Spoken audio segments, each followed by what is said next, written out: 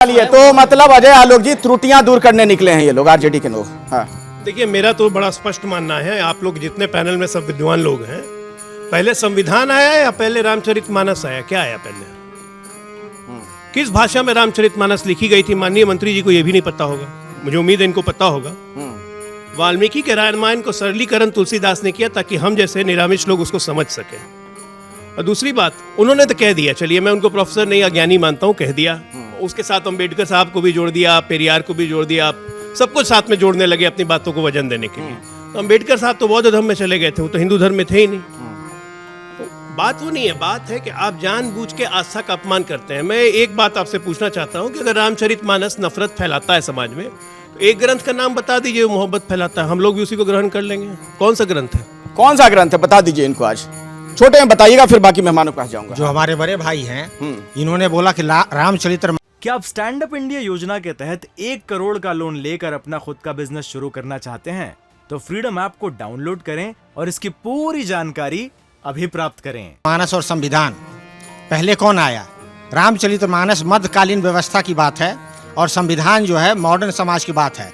संविधान के जो डिबेट कॉन्स्टिट्यूएंट असेंबली में हुआ, के सांथरम ने बोला कि हमें ऐसा भारत बनाना है जो मध्यकालीन से हटा के एक मॉडर्न नवीन भारत बनाना है। तो ये नवीन भारत बनाने का प्रयास था आप लोगों का? नवीन भारत बना, रामचरितमानस पर प्रहार करके नवीन भारत बनाना कोई प्रहार नहीं हो रहा है। मैं आपको बता दूं, संविधान के निर्माताओं ने जिन मूल्यों को जो दिया है, संविधान के निर्माताओं ने रामचरितमानस की व्याख्या थोड़ी की थी, आप लोग रामचरितमानस की नई व्याख्या कर रहे हैं ना। क्लासिकल राइटिंग्स में जो रेलिवेंट पोर्शन है, संविधान के निर्माताओं ने उसको अंकित किया है संविधान में, और जो रेलिवेंट पोर्शन नहीं है उसके साथ जो है संविधान में तो इस बात का भी जिक्र है कि आप ऐसी राजनीति ना करें जिससे जातियों में भेद पैदा हो, हम धर्म में भेद पैदा हो। लेकिन आप जिस तरह की बातें कर रहे हैं, कहा यही जा रहा है कि इसके पीछे आपकी मंशा है, आप चाह रहे हैं कि हिंदू वोटों का डिवीजन हो। ये खेल है अगले चुनाव का। देखिए, जिस प्रिज्म से आप इसको देख के हम पे लांछन लगा रहे हैं कि मैं सवाल पूछ रहा हूँ, लांछन नहीं है, सवाल है, सवाल का जवाब दीजिए। तो ये जो सवाल का जो है, ये कल्चरल इंपीरियलिज्म के साथ ये मैं कह रहा हूँ। आप जैसे कि जे बरनाथम तेली कुम्हारा सवपच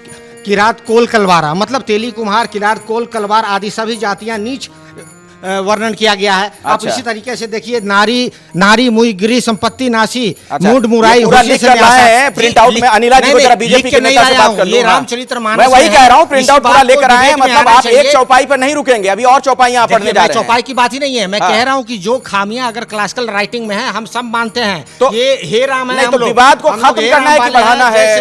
अब रामचरितमानस क्या नए सिरे से लिखना चाह रहे हैं आप? रामचरितमानस लिखने की जरूरत क्या है? जो लिखी हुई है उसकी त्रुटियों को आप प्यूरिफाई कीजिए। ठीक है, इनके पास और भी चौपाइयां हैं। मेरी राम राम सबको। जिस क्षेत्र से मैं आती हूँ, एक दूसरे से जब मिलते हैं तो राम राम कहते हैं। तो राम हमारे लिए कोई राजनीतिक शब्द नहीं है, ये हमारी श्रद्धा है, वो हमारे इष्ट है। जिस प्रकार से लगातार अपमान किया जाता है विपक्ष के द्वारा, और आजकल चर्चा में है आरजेडी, इन्होंने बिल्कुल ठीक कहा। जो आरजेडी के जो प्रवक्ता बंधु हैं, मेरे भाई ने बिल्कुल ठीक कहा कि आरजेडी ने नहीं कहा, आरजेडी का कोई गलत मतलब नहीं था। साहब, आपकी पार्टी का गलत मतलब नहीं होगा, पर आपकी सरकार के जो मंत्री हैं, शिक्षा मंत्री हैं, उनका बिल्कुल सरासर गलत मतलब था। वो शिक्षा मंत्री हैं, अपना काम करें। जो काम जो साधु संतों का है, वो काम वो करने बैठ जा रहे हैं, तो वो शिक्षा मंत्री बनकर क्यों बैठे हुए हैं? पूरी रामचरितमानस का अर्थ क्या वो गढ़ेंगे? रामचरितमानस का स्वयं का अर्थ क्या होता है? रामचरितमानस, शायद उसका भी अर्थ उनको नहीं पता होगा। अभी जैसे आपसे भी प्रश्न कर लिया गया था, डॉक्टर आलोक ने किया था कि भाई किस भाषा में लिखी है, वो भी शायद उत्तर नहीं दे पाएंगे। हमें सब अच्छी तरीके से पता है कि जो रामायण थी वाल्मीकि जी ने लिखी थी, उसकी सैकड़ों प्रतिलिपि बनी, अलग अलग भाषाओं में बनी, अलग अलग रूपों में बनी। और रामचरितमानस जो है, ये एक बेहद पॉपुलर प्रतिलिपि है। उसकी जो कहानी है, जो जिस रूप में उसको बताया हुआ है, किसने लिखा है, किस रूप में लिखा हुआ है, अब हमको पता ही कनक के सौगुने मादकता अधिकार वाला जो बोलते हैं, वो खाए बोराए,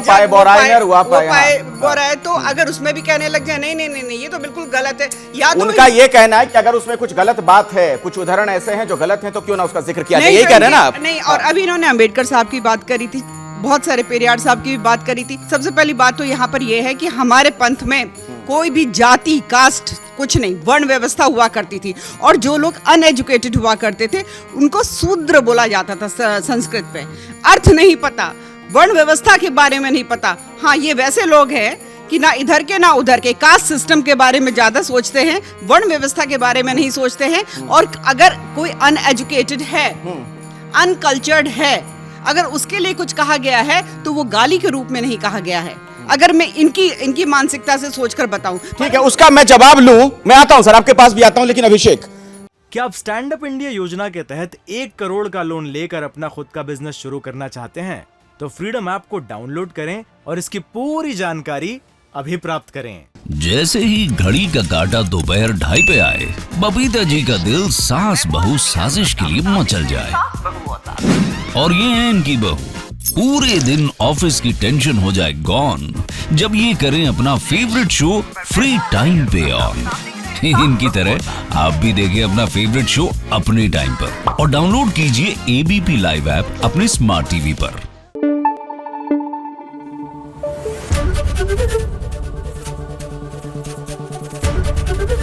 एबीपी न्यूज आपको रखे आगे।